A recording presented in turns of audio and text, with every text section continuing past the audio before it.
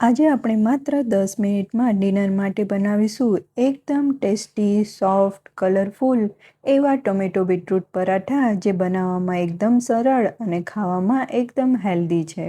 તો સૌથી પહેલાં અહીંયા મેં એક બાઉલમાં 1 વાટકા જેટલો ઘઉંનો ઝીણો લોટ લીધો છે. સાથે જ તેમાં પાવ વાટકી જેટલો ચણાનો લોટ ઉમેરી તેમાં 1 વાટકી છીણેલું બીટ, અડધી વાટકી છીણેલું ગાજર, અડધી વાટકી ઝીણી ચોપ કરેલી ડુંગળી, 1 મોટી ચમચી લસણ આદુની પેસ્ટ, અડધી વાટકી ઝીણી સમારેલી કોથમીર, 2 ચમચી જેટલા તલ, 1 ચમચી જેટલો કિચન કિંગ મસાલો, અડધી ચમચી જેટલી ખાંડ, 1 ચમચી લાલ મરચું પાવડર, અડધી ચમચી હળદર, સાથે જ સ્વાદ પ્રમાણે મીઠું ઉમેરી તેમાં અડધી વાટકી જેટલી ટમેટાની પ્યુરી ઉમેરી પાણી વગર જ આપણે આનો મીડિયમ સોફ્ટ એવો લોટ બાંધીને તૈયાર કરશું.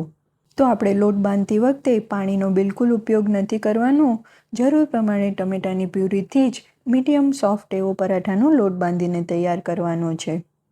જો તમને મારી સરળ અને ટેસ્ટી રેસીપીઓ ગમતી હોય અને ચેનલને હજુ સુધી તમે સબસ્ક્રાઈબ ના કરી હોય તો જરૂરથી કરી લેજો આવી જ નવી અને ટેસ્ટી રેસીપી જોવા માટે.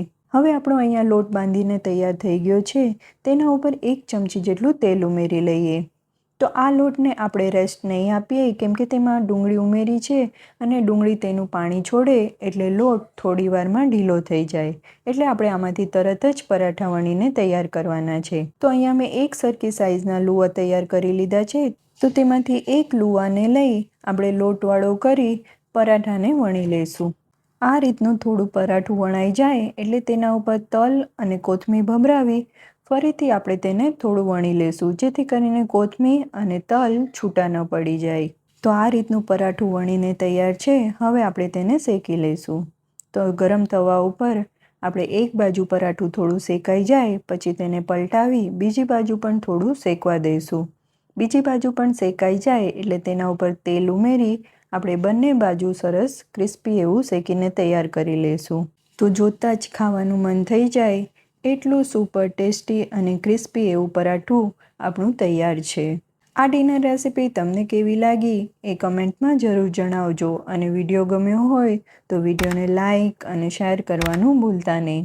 આ પરાઠાને મેં આજે ટમેટોની ચટણી અને દહીં સાથે સર્વ કર્યા છે જે ખાવામાં ખૂબ જ ટેસ્ટી લાગે છે. ફરી મળશું આવી જ નવી ટેસ્ટી રેસીપી સાથે. આવજો.